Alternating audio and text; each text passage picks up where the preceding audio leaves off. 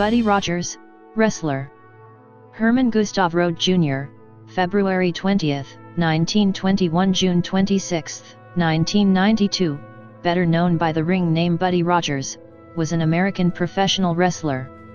One of the biggest professional wrestling stars in the beginning of the television era, Rogers' performances inspired future professional wrestlers, including Nature Boy Ric Flair, who used Rogers' nickname, as well as his look, attitude, and finishing hold, the figure 4 leg lock. Rogers was a two-time world champion, holding the top championship in both the NWA and the WWF, today known as WWE. He was the inaugural WWF World Heavyweight Champion. Rogers is one of 3 men in history to have held both world titles, along with Ric Flair and AJ Styles. Early life. Rogers was the son of German immigrant parents. Rogers was athletic, and took up wrestling at age 9 at the local YMCA. Rogers joined the Camden YMCA Wrestling League and won its heavyweight championship. He also excelled in football, boxing, track, and swimming. In 1937, he won the YMCA's 3-mile swimming championship. Rogers joined the Dale Brothers Circus as a wrestler at age 17. Rogers later worked at a shipyard, and became a police officer. Professional wrestling career. Early career in National Wrestling Alliance, 1939–1963. Rogers visited the offices of professional wrestling promoters Ray and Frank Hanley, who gave him his first match on July 4, 1939 against Mo Brazen, which he won. Rogers soon became a top professional wrestler using his real name around his hometown, where he gained his first major win over Ed Strangler Lewis. Like many professional wrestlers, Rogers was likely not the height and weight listed, as he probably stood 5 feet 11 inches tall and weighed in at 195 pounds. He continued his career in Houston, where he assumed the name Buddy Rogers. Rogers would get his first title during his tenure there, winning the NWA Texas Heavyweight Championship 4 times, once from Luthus, beginning a long feud both in and out of the ring. After leaving the Texas territory for Columbus, Ohio, Rogers bleached his hair, and was given the moniker Natural Guy by promoter Jack Pfeffer. The moniker later evolved to Nature Boy. In the early 1950s, Lillian Ellison, under the moniker Slave Girl Moolah, worked as his valet. Ellison claims that the partnership ended after Rogers pushed for a sexual relationship, which Ellison refused. With the advent of television, Rogers' flashy look, great physique, and bombastic personality instantly caught the ire of audiences. The first sign of Rogers' impact was his involvement in Sam Muchnick's opposition promotion in St. Louis, Missouri, a major professional wrestling market at the time. He was pitted against Luthus as a draw. In the end, Muchnick's promotion was powerful enough with Rogers as its main star that the two promotions merged. Rogers continued control of the Midwest as a booker and professional wrestler, most notably in Chicago, frequently selling out the 11,000-seat arena. In the 1950s, Rogers expanded into Vince McMahon, Sr.'s Capital Wrestling Corporation, CWC. He also wrestled in the Al Haft promotion out of Columbus, Ohio in the 1950s and through 1963. In 1961, the National Wrestling Alliance, NWA, voted him into an NWA World Heavyweight Championship match. On June 30, 1961, Rogers took the title from Pat O'Connor in front of 38,622 fans at Comiskey Park, which set a new North American professional wrestling attendance record that stood until the David Von Erich Memorial Parade of Champions in 1984. In addition, the $148,000 gate in ticket sales was a professional wrestling record for almost 20 years.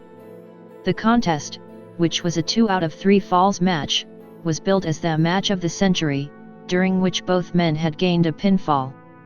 However, when O'Connor missed a dropkick and hit his head, Rogers pinned him to win the match and being recognized as the new NWA World Heavyweight Champion. At the time, Rogers was working at 2 different jobs in Chicago, but he never walked into work again according to his autobiography. Many promoters felt that Rogers favored Northeastern promoters over other territories. Promoters and noted shooters Bill Miller and Carl Gotch confronted Rogers in Columbus and broke his hand. Rogers sustained another injury in Montreal against Killer Kowalski, which kept Rogers on the sidelines. Upon his return, the NWA voted to switch the title back over to Luthus, who publicly disliked Rogers. On January 24, 1963, the match took place in Toronto. Rogers was hesitant about dropping the title, so promoter Sam Mucknick put 3 safeguards in place to guarantee Rogers' cooperation. The first safeguard was formatting the match as a 1-fall finish, rather than the traditional best 2 out of 3 falls. The second safeguard was his threat to give Rogers' bond away to charity, rather than returning the deposit to the dethroned Rogers. Every NWA World Heavyweight Champion was required to pay a $25,000 deposit to the NWA Board of Directors, before winning the championship belt. The deposit was held by the NWA for the duration of the champion's reign. The third safeguard was Thus, who could take the title if necessary. Ultimately, Thus won the match and the title. Rogers was a CO holder of the NWA United States Tag Team Championship with tag team partner Handsome Johnny Barend. They won the championship on July 5, 1962 from Johnny Valentine and Cowboy Bob Ellis on Capitol Wrestling's regular Thursday night Washington, D.C. television show. Arnold Skolland was a last-minute replacement for Ellis, whose flight was delayed and unable to get to the arena. With the championship on the line, Rogers and Barend isolated Skolland, whom Rogers forced to submit with his figure-4 leglock to win the first fall. After Skolland was carried from the ring on a stretcher, Valentine continued to fight alone in the second fall. Valentine fought valiantly, but was worn down by Rogers and Barend. Just when it looked like Valentine was going to succumb to the vicious attack of the heels, the crowd erupted. The television cameras swung from a view of the ring to Cowboy Bob Ellis running down the aisle in street clothes and carrying a travel suitcase. Ellis jumped into the ring, applied multiple bulldog headlocks and pinned Barend to win the second fall for his team. The third fall featured everyone fighting inside and outside the ring.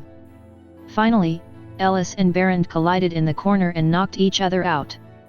The referee was distracted by Valentine trying to get into the ring as Rogers grabbed an unconscious Barend by his hair and back of his trunks and threw him on top of Ellis for the victory. Rogers and Barend defeated Valentine and Ellis in a title rematch at Madison Square Garden on July 13, 1962. They defended the championship until March 7, 1963, when they lost to Killer Buddy Austin and the Great Scott on Capitol Wrestling's regular Thursday night television broadcast. Rogers and Barend split briefly and feuded, but they reunited that summer to defeat Bobo Brazil and Bruno Sammartino in a best 2 out of 3 falls tag team match. During the Rogers-Barend feud, Rogers regularly teamed with a masked wrestler, The Shadow. Prior to his title reign with Barend, Rogers frequently teamed with the Big O Bob Orton. During the 1950s, Rogers' main tag team partner was the Great Scott. Worldwide Wrestling Federation and semi-retirement, 1963-1969. After this defeated Rogers for the NWA World Heavyweight Championship, Northeast promoters Toots Mondt and Vince McMahon, Sr. withdrew their membership from the NWA and formed the Worldwide Wrestling Federation, WWF, now WWE. The promoters felt that this was not a strong draw in their territory, therefore the WWF billed Rogers as their world champion, as did Fred Kohler's Chicago promotion from January 25. Rogers was formally recognized as the first ever WWF World Heavyweight Champion on April 11, 1963, when promoter and first WWF President Willie Giltzenberg handed Rogers the WWF World Heavyweight Championship belt on Washington, D.C. television.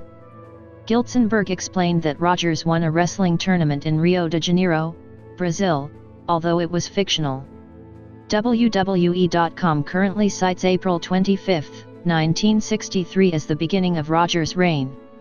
Rogers was a top draw, but his reign was ultimately cut short by a mild heart attack which greatly hindered his endurance and in-ring performance.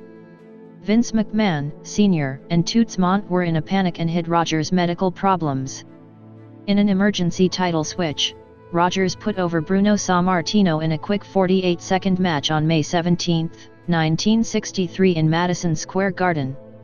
The match had to be kept short for fear of Rogers having a major heart attack and dying in the ring. After putting over Sammartino, his health problems forced Rogers to wrestle in only a limited number of short singles matches that lasted a minute or two. He participated in a few tag team matches with partner Handsome Johnny Barend, where he spent almost the entire match in his corner on the ring apron while Barend did the wrestling.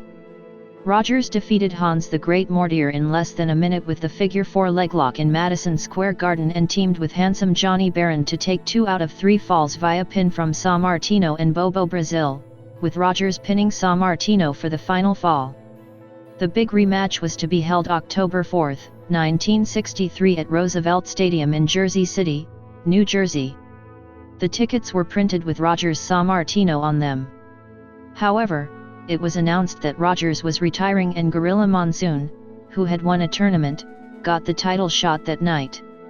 In 1966 to 1967, Rogers wrestled in 18 short matches in Canada. In 1969, Rogers appeared in 19 quick matches in an Ohio-based promotion called Wrestling Show Classics before he realized his health was not getting better to the point where he could wrestle. He spent time on television talking with his former manager Bobby Davis. A decade later, Rogers would try to make a legitimate comeback. Jim Crockett Promotions and returned to WWF, 1978-1992. In 1979, Rogers returned to wrestling as a fan favorite in Florida, although he was in his late 50s.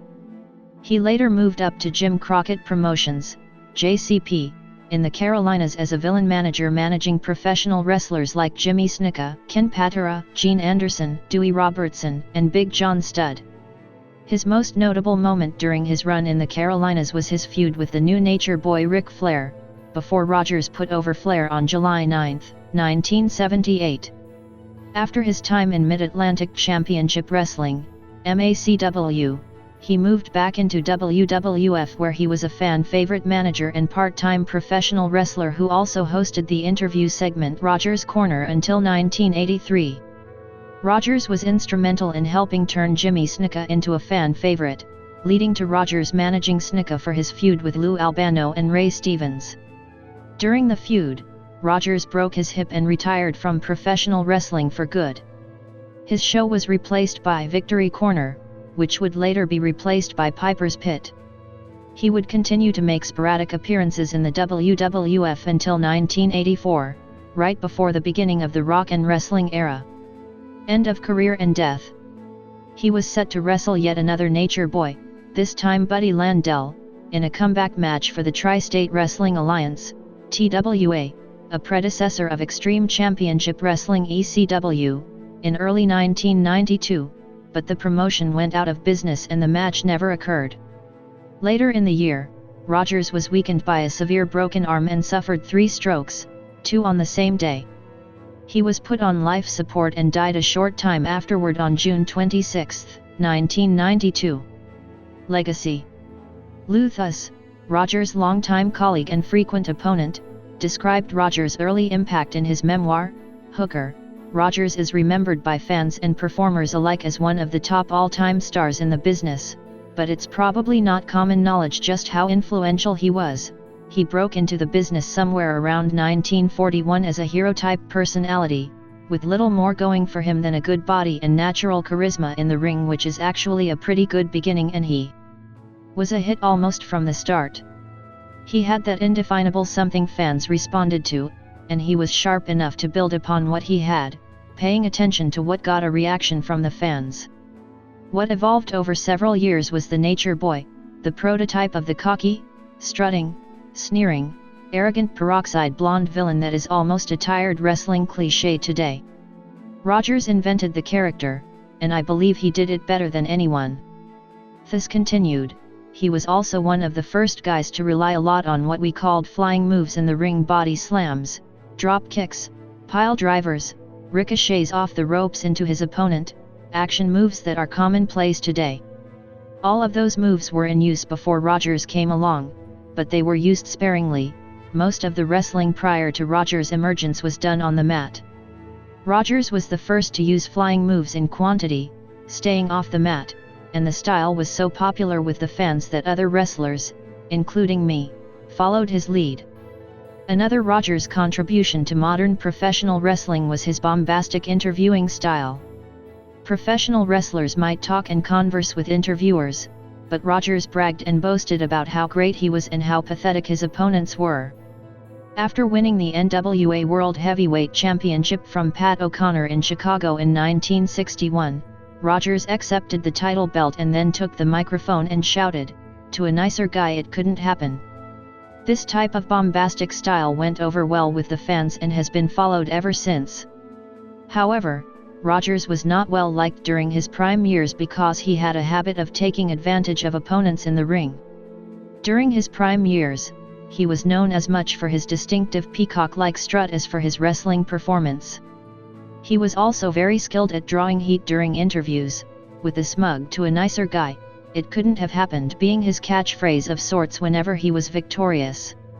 He may have been the first authentic charismatic professional wrestler, who, along with almost equally charismatic Bobby Davis, would use cruel, yet hilarious, put-downs of his opponents, such as, "After I get through with him, he'll be back driving a garbage truck where he belongs." Almost like a tag team of pseudo-arrogance, Davis would incredulously say of Rogers' opponents that they did not even deserve to be in the same ring as Rogers, bemoaning the fact that this is a sport of kings. Although he was viewed as a villain in most areas during most of his career, Rogers was always a fan favorite in cities throughout Ohio. This was probably due to his appearances for many years with the Al Haft promotion, who had their offices in Columbus. According to Thus, Rogers, although admittedly an excellent professional wrestler and a superb showman, was a manipulative schemer behind the scenes and was fond of saying in private, "Screw your friends and be nice to your enemies, so your enemies will become your friends, and then you can screw them too." With age, however, Rogers mellowed and became a very respected veteran and spokesman for professional wrestling.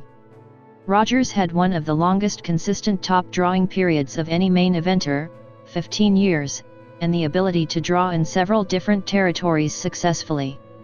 In 1994, he was posthumously inducted into the World Wrestling Federation Hall of Fame class of 1994.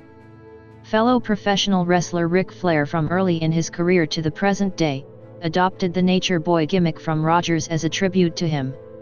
Even using Rogers' own signature move, the figure 4 leg lock, as his own, Flair even went as far as doing his own variation of the Rogers strut as well. Championships and accomplishments. 5 of Rogers' 6 reigns with the NWA Texas Heavyweight Championship occurred before the title came under the control of the NWA and before the NWA was created. The situation is the same regarding Rogers' reign with the NWA Texas Tag Team Championship.